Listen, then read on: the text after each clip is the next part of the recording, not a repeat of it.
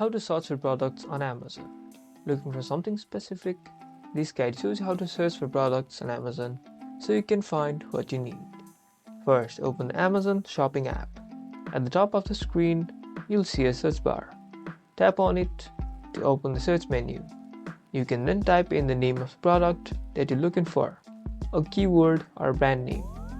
You can also use voice search to find products. Tap on the microphone icon in the search bar and say the name of the product that you're looking for.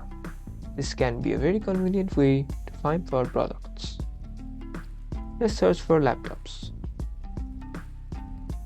Once you've searched for a product, you can use filters to narrow down the results. You can filter by brand, price, rating, and more. This will help you find the product that you need. You now know how to search for products on Amazon. Get ready to find what you need. Like and subscribe for more app tips.